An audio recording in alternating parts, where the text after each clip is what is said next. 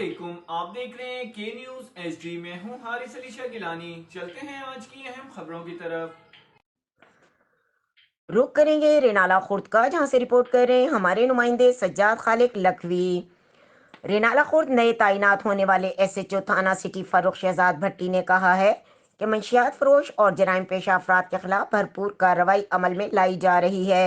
Punjab police की गाड़ियां अपने एरिया में गश्त को यकीनी बनाए हुए हैं ताकि चोरी डकैती की वारदातों में कमी आ सके। शहरियों के जानो माल के तहफ़्फ़ुज़ के लिए हर मुमकिन इक़दाम किए जा रहे हैं। शहरियों को चाहिए कि कानून नाफिज करने वाले इदारों के साथ ताउन करें।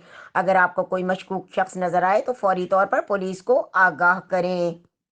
मजीद खबरों और अपडेट्स के लिए हमारे साथ रहिएगा। तब तक के लिए अपना ख्याल रखिएगा। अल्लाह हाफिज।